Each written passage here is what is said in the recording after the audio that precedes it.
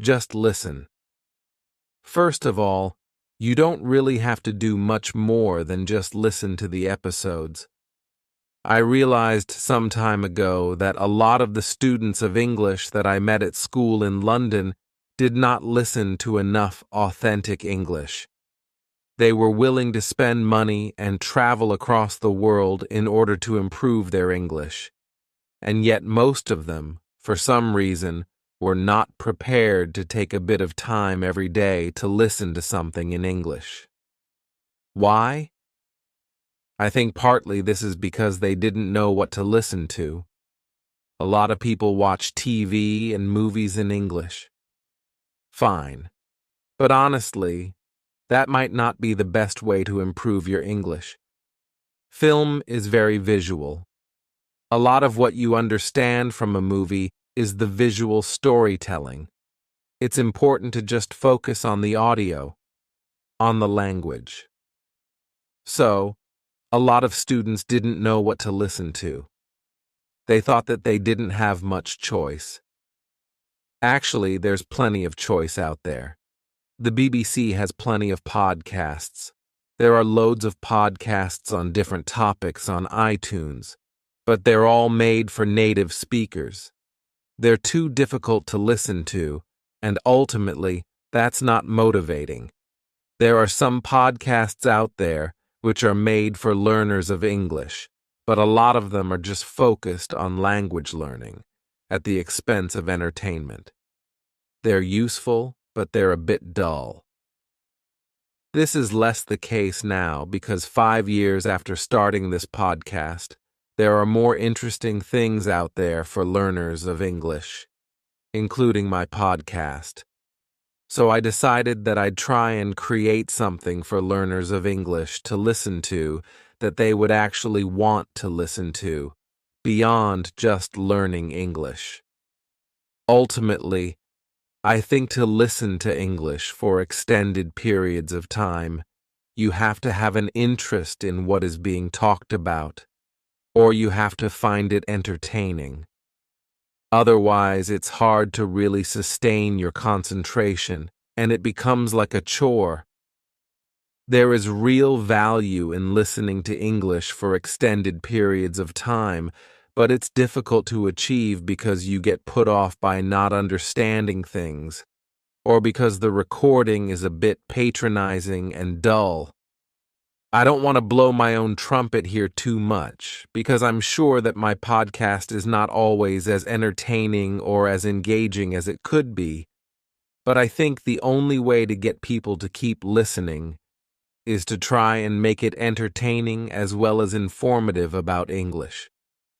So, I record this podcast with you in mind, but I try to keep it as authentic as possible. I try to avoid being simplistic. I try not to grade my English too much. I know it might be challenging for you sometimes, but I attempt to hold your attention by talking in an enthusiastic way about subjects which I personally find interesting. Hopefully, the result is that you keep listening and that you feel personally involved in it somehow. Then, by exposing yourself to lots of English in this way, you are able to acquire the language, to pick it up in a variety of ways. Stephen Krashen and Language Acquisition Theory. Let me now refer to the language acquisition theory of Stephen Krashen.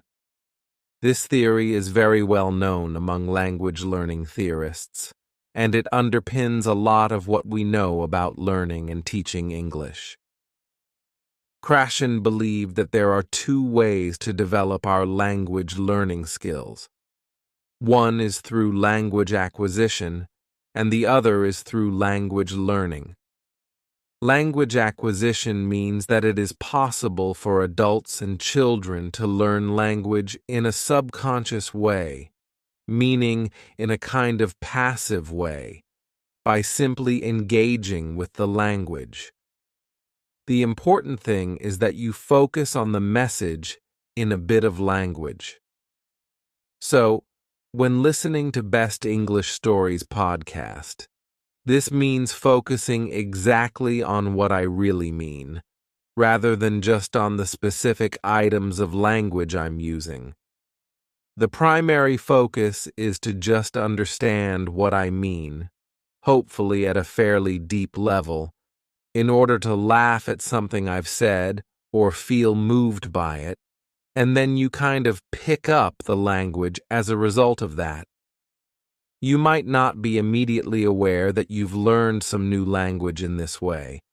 In fact, this kind of acquisition probably informs your passive knowledge of the language. According to Krashen, another type of language development is language learning.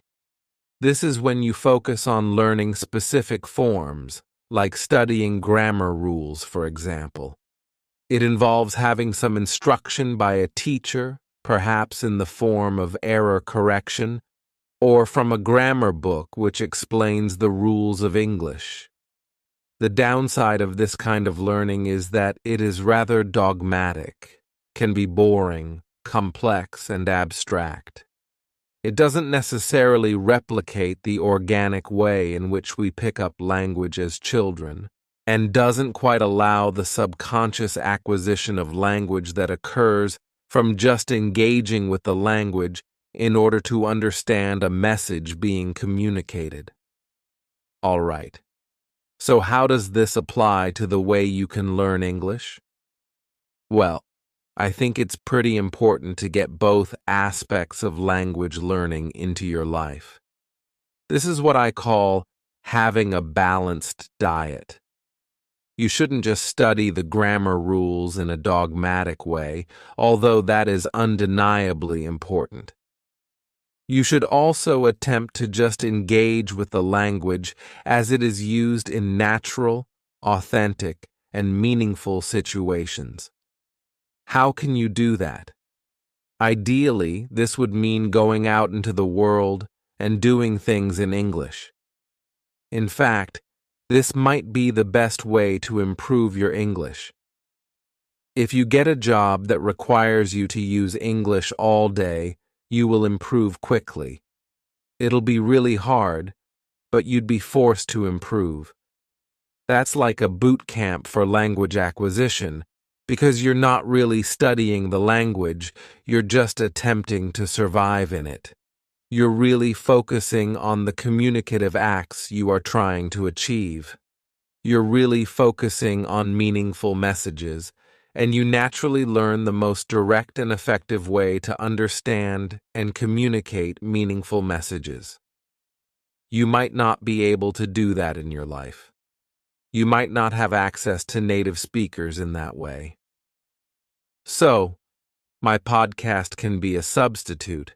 It's not really the same as attempting to work in an English-speaking environment. But the key point is that you can replicate aspects of that experience by just attempting to follow or keep up with what I'm saying, and do that regularly over long periods of time, and you'll pick up massive amounts of English. So, just listen. Try to follow everything I'm saying. Try to enjoy it and engage with it. Listen regularly. Listen for extended periods. This will all contribute to your acquisition of English, as described by Stephen Krashen. That's language acquisition, but you can also do more traditional language learning alongside Best English Stories podcast. First of all, outside of listening to the episodes, you can do your formalized language studying from a book or in class, and use LEP as a companion to that. Study the language, and then try to notice aspects of the language that you've studied in episodes of the podcast. For example, if you've studied verb tenses, you can listen to a story I've told on the podcast and try to notice those verb tenses, how I'm using them, how I'm pronouncing them, and so on. It can back up, confirm, or clarify the language study you've been doing. You should always refer to authentic language usage as a way of checking language that you've studied. Also, you can study the things I say in the podcast more directly. The podcast can be a study tool. Here are some ways you can do some active language study with the podcast. Use transcripts. You could read a transcript and check new words in a dictionary as you find them. Pay attention to the way I use the words, including the grammatical context, collocations between words, and pronunciation. Any new words or structures you find, make a note of them and practice using them yourself. You could attempt to write your own transcripts. This reveals a great deal about the gap between the English you know and the English that I use in the podcast. Try transcribing a section of one episode. You could do an episode that has already been transcribed. Listen carefully to it and try to write down every single word. There may be certain utterances that you just can't identify. Mark them with question marks. Listen again and again. You could just focus on a specific 5-minute section of an episode. Keep listening until you've done your best. Now check the proper transcript for that section and compare it to what you wrote. What are the differences? Now you can identify the gap between what you understand and what I said. Try to close that gap. Check the words you didn't know. Identify why you missed the pronunciation of something. Think about how I say these words and phrases and their definitions. Then you can start working them into your English when you speak. We'll look at ways of developing your speaking in a few minutes. A note on transcripts. You may be aware that a lot of my episodes have transcripts, which can really help you to study the language, although you shouldn't read them all the time. But you can also contribute transcriptions to my channel. If you fancy transcribing a few minutes of an episode, please send it to me, and I'll be able to correct it and publish it on my channel. I have a transcript collaboration going on using Google Documents. You might already know about this because I did an episode on that subject a couple of months ago. You can go to my channel and click Transcripts to find out more. Basically, writing transcripts of my episodes is not only a great way to use the podcast to improve your English, it also helps me to provide an even better service to my listeners. So, Best English Stories podcast is best consumed as part of a balanced diet.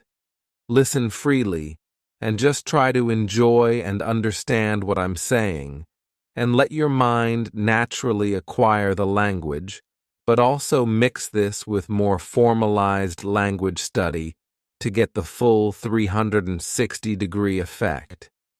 You might think the formalized language study part of that is boring and time-consuming. That's fine. You don't have to do any of that, but as a compromise, what you can do is just be mindful when you're listening. Your first aim is to focus on the message, but you can also try to notice specific aspects of the language too. Try to identify words, phrases, and grammatical structures. You don't have to formally study them, just notice them as you hear them. Like, oh, he's saying depend on, so it must be depend on in English, not depend of. Things like that. Just be mindful when listening. I record different types of episode here. My main aim is to engage you and keep you interested, while presenting English to you in an authentic way. In some episodes, I try to draw your attention to the language more specifically. For example, I teach, explain, demonstrate vocabulary items referring to a topic, or bring your attention to an aspect of pronunciation. In those episodes, you can just chill out and follow what I'm saying, but you can be more active and make notes of the vocabulary. Try to remember phrases, listen again and pause the recording to test your memory. Listen in comfort and enjoy the experience. Krashen also writes about the affective filter hypothesis. This relates to the conditions in which learning takes place and how these can have a big effect on the successful acquisition of language. Basically, good conditions for learning are motivation. The listener really wants to hear what's being said and is keen to learn the language. High self-esteem and relaxation. These things allow the flow of acquisition to move freely without being blocked. Mental blocks occur when the learner is stressed, anxious, or feeling bad about themselves. This creates a mental block to the acquisition of language. I guess this relates to one of those situations in which you're in an unhappy language class. You feel stressed because of pressure from the teacher or from the judgment of your classmates. You feel low self-confidence because you don't get any positive reinforcement from taking part in a communicative exchange, and you're just not enjoying the experience of being there in the classroom. As a result, there is a kind of mental barrier which really prevents you learning anything. In fact, it might even make it worse because you associate learning English with painful or boring classroom situations. The advantage of Best English Stories as English podcast is that the emphasis is on fun, a lot of the time. You have nothing to fear or worry about when you listen to this. In fact, it can be an extremely pleasurable experience. I'm not just bigging myself up here. I know what it's like to listen to your favorite podcast. It's quite a personal experience. I listen to Mark Kermode and Simon Mayo's film review podcast on my way to work, and I can't begin to explain the joy of listening to it. They're like my friends, and I'm sharing a really nice conversation with them. I listen to their voices in private through headphones while I'm sitting on a smelly underground train with miserable people all around me, but I'm in my comfort zone. In fact, sometimes I'm disappointed when I reach my metro station because I just want to keep listening to the podcast. Hopefully, listening to Best English Stories English podcast is a similar experience for you. That's certainly the idea. This should be a personal and enjoyable experience for you, and I invite you to just enjoy being part of the podcast community. And remember that all around the world there are other people like you, listening to me ramble on about stuff. There's no chance of the affective filter giving you a mental block in this situation because you should be in your comfort zone. That's the advantage of podcasting. You really can listen to this whenever and wherever you want, and you are free to get as comfortable as you please. As I've said before, feel free to listen to this in the bath, on the loo, or as you softly and slowly drift off to sleep at night. Of course, you can also listen at your desk, with a pen in your hand, or while typing, in order to make notes or write transcripts. You can also sit up and read transcripts. It's up to you. The main thing is to just enjoy yourself and let the English go into your head. Just imagine that my voice is bouncing around inside your mind, and lots of the words and sounds are sticking in there. You should certainly listen to episodes more than once. In fact, if you're interested in really learning English from this podcast, I think it's vital to listen several times. Once is not enough. In fact, you might only scratch the surface if you listen just once. Listening again and again will allow you to get really familiar with what's being said. You'll notice and remember things that you didn't catch the first time. Repetition is really important as a way of helping your brain notice patterns. After a couple of listens, you'll remember certain phrases, bits of intonation or responses, and they will be reinforced when you listen again. It might be asking too much of you, but you could even start to remember and repeat some of the things you've heard on Best English Stories' English podcast. I don't necessarily expect you to repeat everything I say, but perhaps you could memorize the lines of a comedy sketch that I present to you, and then repeat the lines to yourself or your friends, or just while you're listening again. I'm a bit of a geek, and I love Star Wars. When I was a kid, I used to watch Star Wars on heavy rotation. I'd watch it again and again. Now I can remember all the lines from the film. In fact, I don't just remember the lines, I remember the bits of music and sound effects too, as they occur in the film. It's the same with Monty Python films and sketches. I've watched them so many times that I can repeat a lot of the script from memory, and in fact, some phrases from those movies have found their way into my vocabulary. You can do that too, by listening to episodes more than once, and listening to some comedy sketches which I present to you many times. Soon, I'll be doing an episode about Monty Python. For some reason, Monty Python sketches are very memorable. In fact, there are several generations of people in the UK and America who grew up watching Monty Python films, and who are able to recite whole sketches to each other. Again, you can do the same thing, realize that there are some terrifically funny things in English, and use that as a way to pick up language. There are a number of different areas to focus on with English. 4 skills: listening, reading, writing, speaking language systems, grammar, vocabulary, pronunciation, discourse. Listening. I've already talked a lot about the benefit of just listening for fun, or listening in a more active way.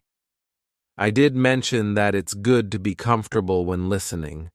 I should add, too, that I think it's important to try and listen to things that you don't completely understand. It's fine to listen to things that you don't understand completely, and the general opinion on this seems to be that you should push yourself when you listen, and don't get put off if there are things you don't understand. It's in that challenging experience that your brain is really piecing things together. For example, if you struggle to understand my conversation with Daniel Burt, that's fine. In fact, that struggle is good. Listen again and keep trying. Don't give up. Push through those moments when you don't understand. Keep going. Don't let confusion stop you. Also, try to identify subtle differences between accents. You may only notice little differences at first, but eventually you'll be more and more aware of the differences between accents.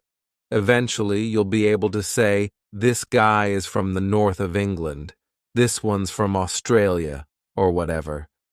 Reading transcripts on my channel. Outside of the podcast, read a variety of texts. Again, try to find things that you enjoy. You should also be aware of your purpose for learning the language. What are you going to use English for in the future? You may need to read emails or business reports. It may be worth reading articles that talk about business trends. Otherwise, just reading any well-written text for enjoyment is a really good way to improve your literacy. I must add a lot of videos on my channel with recommendations for reading. There's loads of reading you can do, blogs, newspapers, but also books, which you can download free online. I haven't done it yet, but I'm planning to give you a list of some good things to read. Writing again, this is not one of the things that I focus on a lot on Best English Stories English podcast. The focus is mainly on spoken English.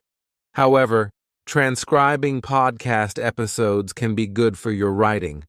You could also write your own blog, which contains your opinions or your outlook on a topic. Feel free to write a response to episodes of my podcast in the comments section. You should aim to concisely express your opinion in a structured way, using the most appropriate words you can find, perhaps including some words you've picked up from that episode of the podcast.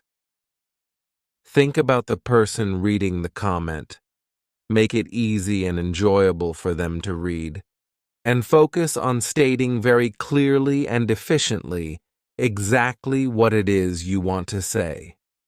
Considering those ideas can help you to make your writing more effective. If, however, you need to practice writing for the IELTS test, you will need to do more specifically focused writing practice, probably using an IELTS preparation book or following an IELTS course of some kind. My podcast can help you with general skills, vocab, etc. But for specific kinds of writing work, you should do some specific writing practice. Practice, practice, practice. As I said before, to get the best out of Best English Stories' English podcast, use it as part of a balanced diet. Speaking. Perhaps the best way to improve your speaking is to actually practice it in real-life situations. The requirements of that situation will train you to say the right things at the right time with the right tone. You should certainly be aware of how intonation is important in affecting a message. These are things you can learn from trying to enter into meaningful acts of communication and learning from your mistakes. You might also need a teacher to actively correct your errors. But you can definitely use Best English Stories' English podcast to improve your speaking too. Let's look at some ways to do that. Just try to take some aspects of my speech and apply it to your speech. You could just add some words or phrases you've heard from me and use them yourself. Or you can pick up some speech patterns, pronunciation from me and add that to your speech too. If you like, you could use my speaking as a kind of model for your own speech. More specifically, you could copy and repeat some of my sentences.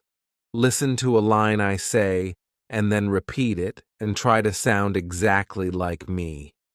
You could listen to phrasal verb episodes, and whenever I present an example sentence, pause the episode and repeat it after me. Keep doing that until you feel your version is pretty similar to mine. So just listen and repeat until you've worked out how to make the same sounds as me. Think about vowel and consonant sounds, combinations of consonants, and how to make those sounds with your mouth. Think about connected speech, what happens when words are pronounced fluently together in a sentence. They might get pronounced differently. Certain sounds may be dropped when words are linked, and some sounds may be added when words are linked too. Pay attention to these aspects of pronunciation. I should do a whole episode on connected speech, and it's one I've had in the back of my mind for ages. Pick an extract from the podcast with transcript and record yourself saying it. Compare your version with my version. Then, work on the transcript. Underline the stressed words. Add lines to represent pauses for emphasis. Identify word links in pronunciation. Listen to me saying that extract again and check your sound scripted transcript. Now record yourself doing it again, this time adding the intonation, pausing, and sentence stress. Compare that to the original. This can help you develop awareness and control of speech patterns. Record yourself just talking in response to one of my podcast episodes. If I've talked about UFOs, for example, not yet, but I will, then you could record yourself talking about UFOs too. Try to include any words I've presented to you on that topic. If you like, you could leave an audio comment on my Audioboo page and let the world know how you feel about something.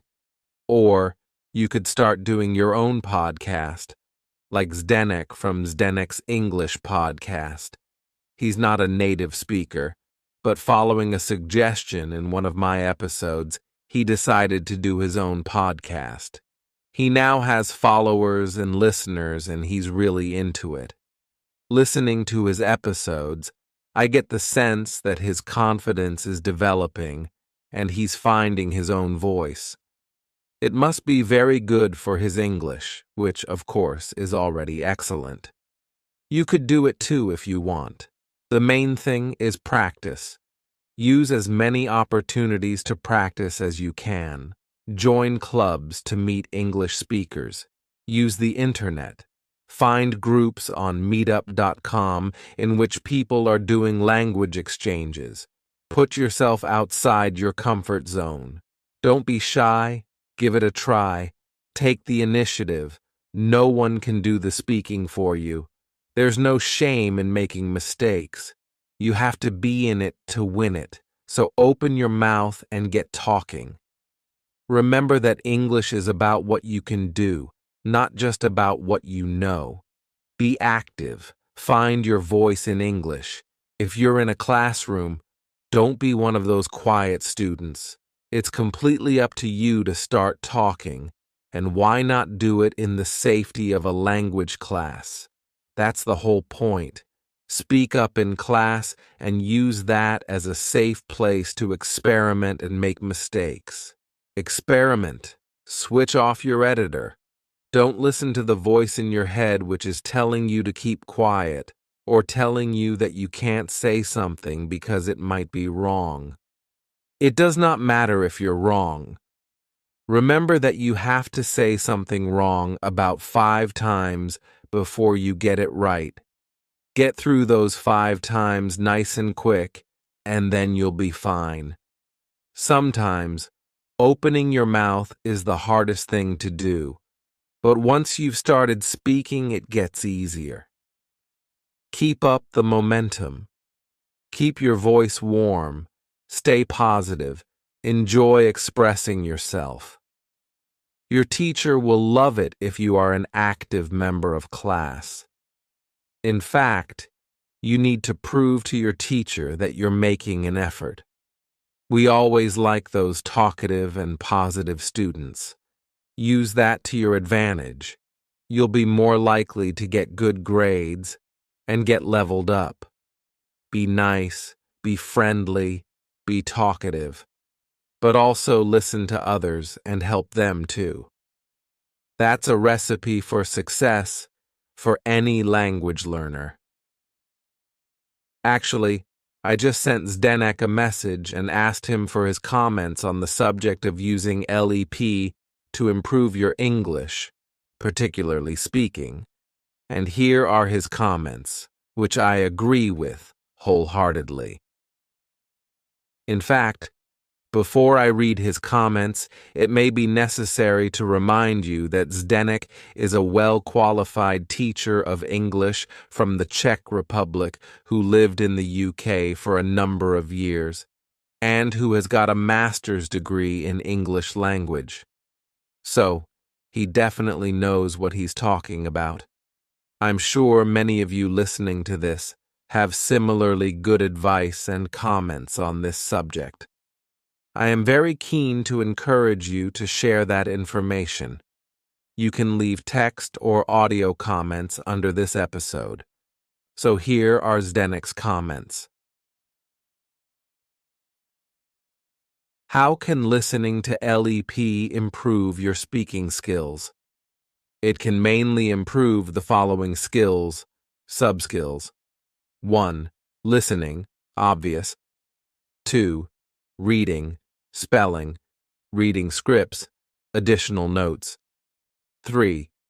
Writing, spelling, script, feedback or Thanksgiving emails to Best English Stories. 4.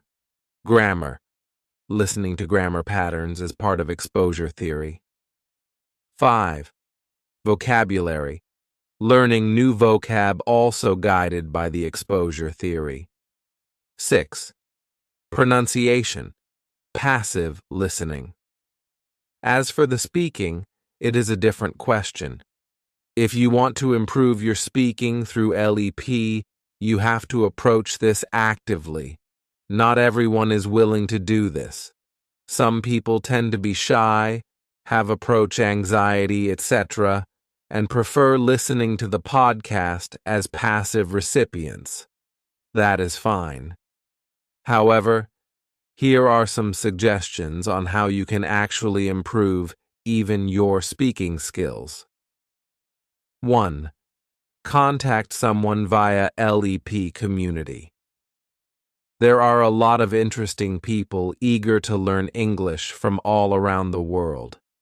Contact those who have a similar level as you. This way you can both benefit and learn from each other, and no one will get bored. Ideally, have an interest in common, sci-fi films, sport. You already have one important topic in common, LEP. Try to befriend these people, add them on Facebook, start Skype conversations with them or something. 2. Record yourself speaking about a topic. Ask yourself questions related to LEP. Answer these questions or just practice vocabulary. Best English Stories teaches you. Listen back to yourself. Try correcting your errors. Re-record. Compare your recordings you made some time later to see your improvements. 3. Record comments in Audioboo, max 3 minutes. Why is everyone so shy? Is everyone afraid that they will be judged? Who cares? Just be friendly, and you should be accepted by the community. Best English Stories is a teacher. He deals with mistakes every day. We all make mistakes. Never be afraid to make mistakes. A man who never made mistakes never made anything. Are you afraid to take on a challenge and face our greatest fear, public humiliation? Well, don't be. If we fight it actively without fear, we can significantly improve our speaking skills this way. I just want to add a couple of points here about making a fool of yourself, my experience of speaking French, and a fear of public speaking. 4. Try running your own podcast. Most of you can do it. Again, it is only about facing your fears of making mistakes and exposing yourself to the public. This podcast can be just for you and your friends. I make loads of mistakes in my podcast, and I am a teacher. I feel ashamed. I have to edit them out. But if you are not teachers, why worry? And even as teachers, you shouldn't worry. 5. You can always speak to yourself in the mirror and go crazy. Become the next Hamlet. Speaking is not about passivity, so move your arse and find some interaction. Note, by following these tips, you will work on your English speaking skills, pronunciation, actively, grammar, vocab, You can focus on trying to use expressions best English stories has taught you. Listening skills, as you listen to your friends talking, for example. There are so many benefits to active speaking practice. Thank you, Zdenek. As I said before, I welcome your comments too. Let's share our thoughts on this subject together. It's time for my LEP ninjas to come out of the shadows and deliver some powerful advice. LEP ninjas, assemble! Regarding language systems, I have some things to say about grammar, vocabulary, pronunciation, and discourse. To be honest, I've already spoken enough about grammar and vocab. Let me just remind you of the theory of exposure. I've talked about this before. The idea is that by listening to lots of English over extended periods, you're feeding your subconscious with all the patterns of English usage. Your brain is hearing all these patterns of English, including frequent word combinations like prepositions, tenses, features of pronunciation, etc. Ultimately, it all goes into your head and informs your sense of instinct for the language, so that when you come to do a test in English, you feel the answer. You know that this particular preposition goes with this particular verb just because you've heard it a number of times before, and so it feels natural. Feed your head with English. Feel the English rather than knowing it. Use the Force, young Jedi, and remember, the Force will be with you. Always.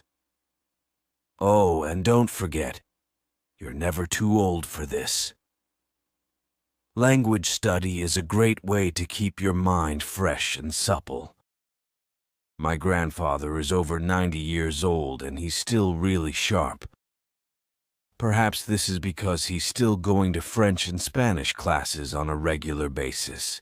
Regarding pronunciation, a lot of the tips you've been given here will help with that. But I just want to add that improving your listening skills will naturally improve your pronunciation skills too. The two things go hand in hand. The more you're able to understand natural spoken English, the more you are able to decode the sounds used to make it. Understanding this natural sound code can allow you to start using it too.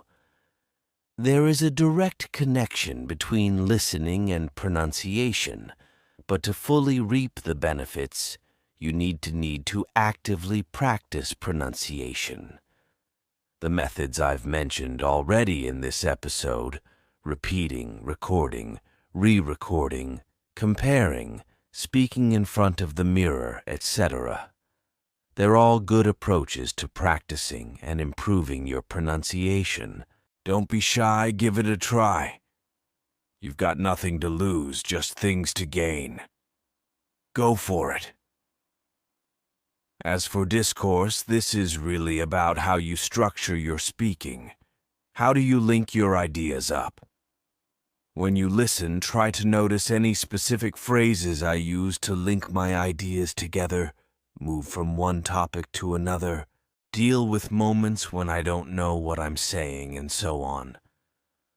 What are the tools I use to perform certain functions? Can you identify these things and take them on yourself? Try talking about a topic for 5 minutes. See how difficult it is to talk on your feet. Do it again and again until you develop methods of thinking and talking at the same time.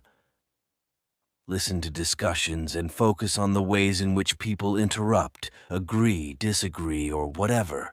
Think about the way we use the language to be polite or indirect. How is humor added to what we say? How does intonation affect the hidden meaning behind our words?